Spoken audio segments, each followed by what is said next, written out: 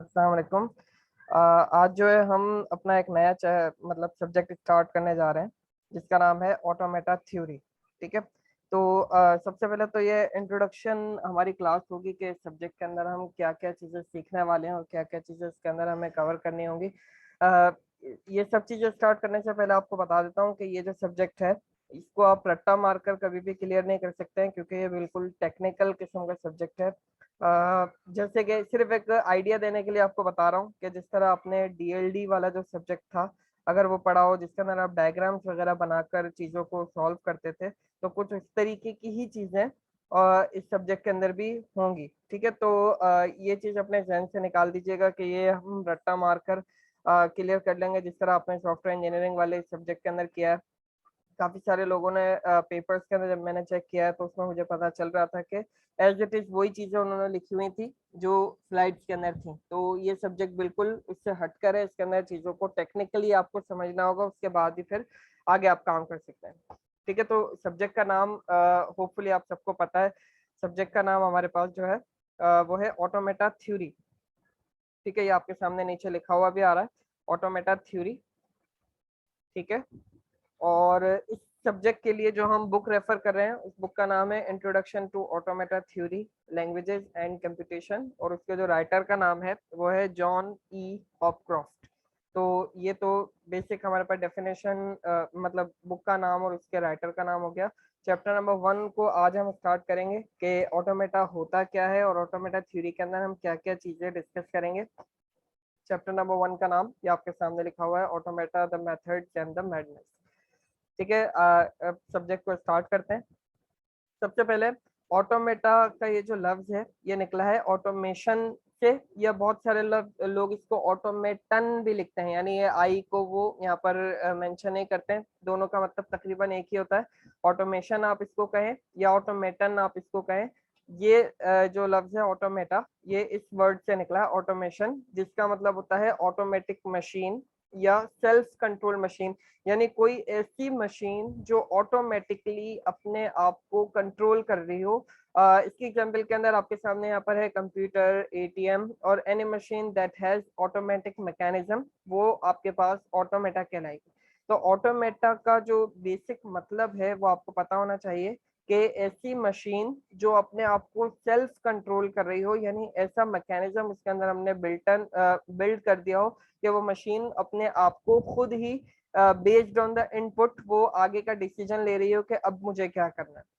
ठीक है। अब हो सकता है आप लोगों के जहन के अंदर ये क्वेश्चन आ रहा हो कि कंप्यूटर जो है ऑटोमेटिक मशीन तो नहीं है, उसके अंदर जो जो चीजें हमने बिल्ड की हैं या जो जो चीजें हमने उसको करने को कही हैं सिर्फ कंप्यूटर वही काम करता है। तो यहाँ पर भी ऑब्वियसली वही बात हो रही है। यहाँ पर सेल्फ कंट्रोल से मुराद जैसे ह्यूमन के पास अपना सेल्फ कंट्रोल होता है कि इंसान अपने आप को किस तरह कंट्रोल कर रहे हैं, हम यहाँ पर उस तरीके की बात की नहीं कर रहे हैं, बल्कि यहाँ पर जो बात हो रही है वो ये बात है कि मशीन के अंदर आपने जो जो चीजें उसको करने की कैपेसिटी दी है। फॉर एग्जांपल अगर आप कंप्यूटर की फंक्शनैलिटीज की बात करें और एटीएम की फंक्शनैलिटीज की बात करें तो ये दोनों काम जो है डिफरेंट तरीके से परफॉर्म किए जाते हैं।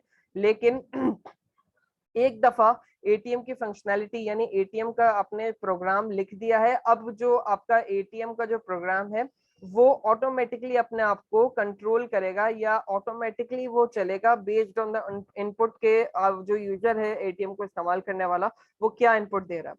तो ऑटोमेटा का यहाँ पर जो मेन मकसद है वो इसका मतलब ये होता है कि ऐसी मशीन जो अपने आप को सेल्फ कंट्रोल कर रही हो या ऑटोमेटिकली अपना वर्क परफॉर्म कर रही हो, उस मशीन को हम ऑटोमेटा कहते हैं।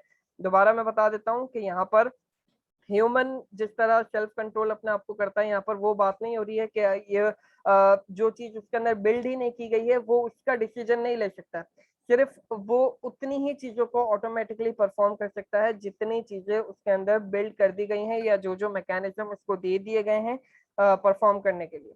तो ऑटोमेटा ऑटोमेटिक मशीन है जिसके अंदर हम कोई भी मशीन जैसे कंप्यूटर है, कैलकुलेटर की भी आप यहाँ पर एग्जांपल ले सकते हैं, यानी जितनी भी मशीन जो ऑटोमेटिकली अपना फंक्शन परफॉर्म कर रही होती हैं। चले यहाँ पर मैं आपको कैलकुलेटर का थोड़ा सा एक्सप्लेन करता हूँ कि कैलकुलेटर का प्रोग्राम जो है एक दफा किसी ने लिख दिया है, ठीक है। अब कैलकुलेटर को आप मल्टीपल टाइम्स 1000 टाइम्स इसको इस्तेमाल करते हैं, आप 2+2 उसको इनपुट देते हैं, तो अब इसके पीछे 2+2 को वो किस तरीके से आपको रिजल्ट जनरेट करके देगा, उनको कंबाइन करने के बाद, ये ऑटोमेटिक फंक्शनैलिटी है उस कैलकुलेटर की।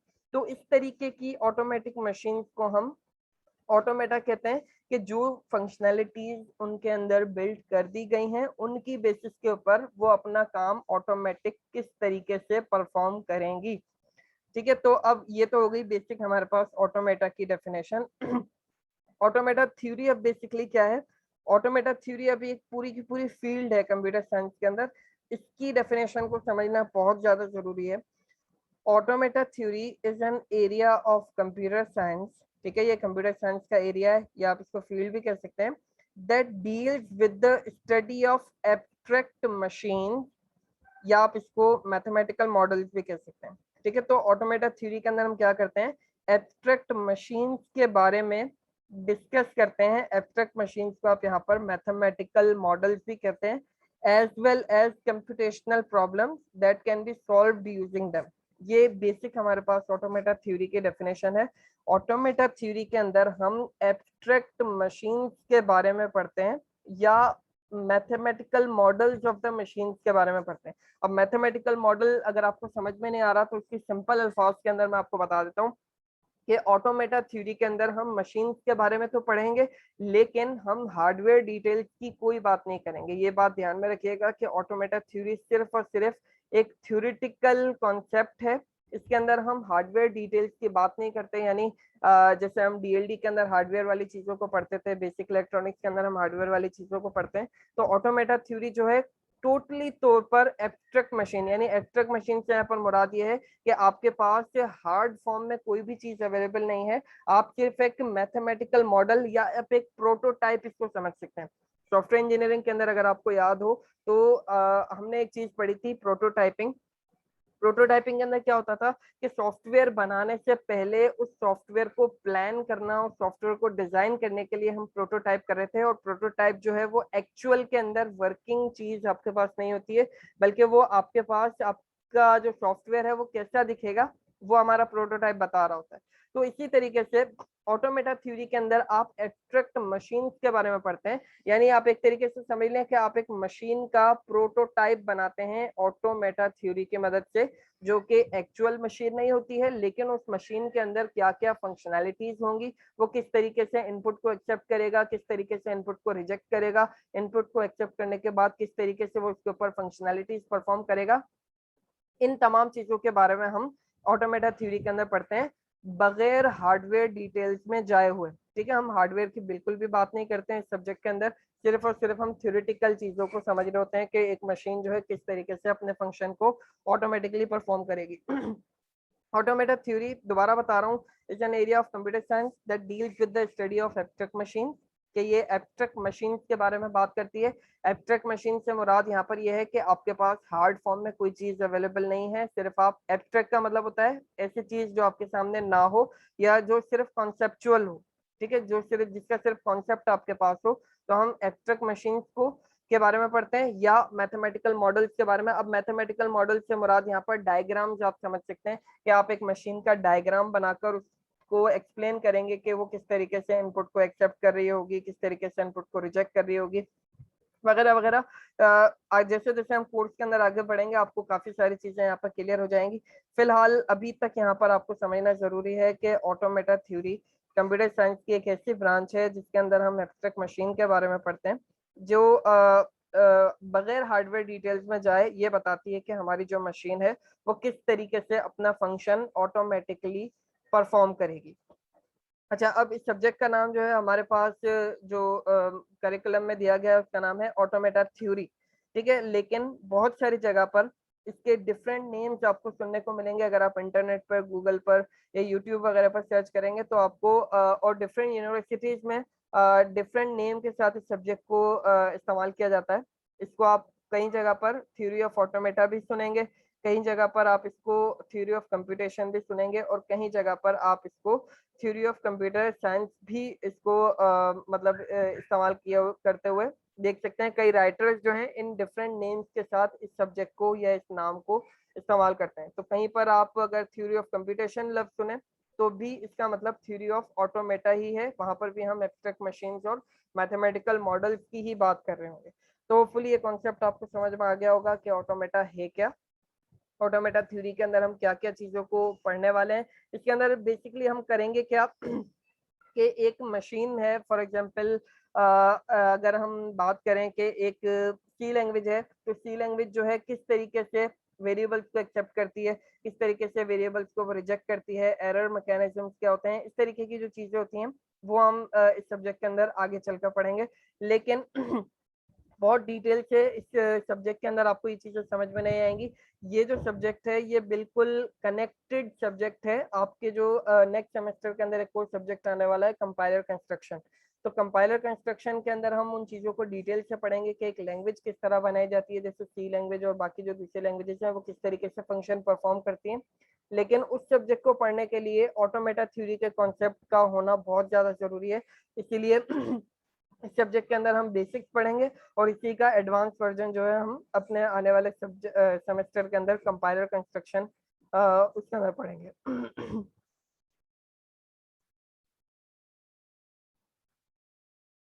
ठीक है, इसी को अब आगे लेके चलते हैं। अच्छा, अब क्वेश्चन ये पैदा होता है कि हम ऑटोमेटा को स्टडी ही क्यों करते हैं, यानी हम मैथमेटिकल मॉडल्स को क्यों पढ़ रहे होते हैं या एब्स्ट्रैक्ट मशीन्स के बारे में हम क्यों पढ़ रहे होते हैं। तो automata theory allows us to think systematically about what machine do without going into hardware detail. ठीक है, अब यहाँ पर बात को समझने की कोशिश कीजिएगा कि हम बगैर हार्डवेयर डिटेल्स में जाए ये समझ रहे होते हैं कि आपकी जो मशीन है, क्योंकि ये मशीन यहाँ पर जो लफ्ज इस्तेमाल किया गया है ना, ये किसी भी किस्म की मशीन हो सकती है, ये आपका कोई कंपाइलर भी हो सकता है, या आपकी कोई हार्डवेयर मशीन भी हो सकती है, एटीएम आप समझ लें, कैलकुलेटर आप समझ लें, किसी भी किस्म की यहाँ पर मशीन की बात हो रही है जो अपने आप को सेल्फ कंट्रोल कर रही हो। ठीक है, तो कोई किसी भी किस्म की मशीन को के काम को सिस्टमेटिकली समझने के लिए कि वो किस तरीके से अपने काम को स्टेप बाय स्टेप परफॉर्म करेगी, इस चीज को समझने के लिए हम ऑटोमेटा थ्योरी को स्टडी कर रहे होते हैं, जिसके अंदर हम हार्डवेयर डिटेल्स की बिल्कुल भी बात नहीं करते हैं। ठीक है, इसके अंदर हम लैंग्वेजेस को बनाना सीखेंगे कि डिफरेंट लैंग्वेजेस क्या होती हैं। अब यहाँ पर जो लैंग्वेज का लफ्ज इस्तेमाल किया गया है, यहाँ पर हम प्रोग्रामिंग लैंग्वेज की बात नहीं कर रहे हैं कि सी लैंग्वेज, जावा, सी शार्प और बाकी जो दूसरे हमारे पास प्रोग्रामिंग लैंग्वेजेस होती हैं वो हम बात नहीं कर रहे, उसको हम अपने नेक्स्ट सेमेस्टर के अंदर पढ़ेंगे कि डिफरेंट हमारे पास कंपाइलर्स किस तरह बनाए जाते हैं। यहाँ पर लैंग्वेजेस से मुराद ये है कि आपकी जो मशीन है वो किस लैंग्वेज को समझती है, यानी वो क्या क्या इनपुट एक्सेप्ट करेगी, इनपुट को प्रोसेस किस तरह करेगी और उस प्रोसेस को करने के बाद आउटपुट किस तरह देगी। यानी अगर आप एक मशीन की बात करें, जैसे यहाँ पर आपके पास एक कंप्यूटर का एक मैथमेटिकल मॉडल बना हुआ है, वैसे कंप्यूटर का एक्चुअल मैथमेटिकल मॉडल नहीं है, सिर्फ आपको समझाने के लिए मैंने एक ये छोटा सा डायग्राम बना दिया कि आप इसको समझ सकें कि हमारा जो ये सिस्टमेटिकली आपका जो कंप्यूटर है वो किस तरीके से काम करता है। वैसे तो कंप्यूटर का अगर हम मैथमेटिकल मॉडल बनाए तो फिर वो बहुत ही कॉम्प्लिकेटेड किस्म का बनेगा, लेकिन सिर्फ समझाने के लिए कि आपके पास हम डिफरेंट लैंग्वेजेस को बनाना सीखेंगे इस सब्जेक्ट के अंदर। जैसे यहाँ पर आपके पास एक छोटा सा एग्जांपल दिया गया है कि कंप्यूटर के अंदर हम इनपुट देते हैं, आपका कंप्यूटर उसको प्रोसेस करता है, प्रोसेस करने के बाद फिर वो उसका आउटपुट आपको जनरेट करके दिखा देता है। तो ये एक तरीके से आपके पास मैथमेटिकल मॉडल बन गया है कंप्यूटर का। ठीक है, अब इस सब्जेक्ट के अंदर हम डिफरेंट लैंग्वेजेस को बनाना सीखेंगे कि आपकी जो मशीन है वो क्या क्या चीज़ों को एक्सेप्ट करेगी, किस तरीके से उसके ऊपर फंक्शनैलिटीज परफॉर्म करके आपको उसका आउटपुट जनरेट करके देगी।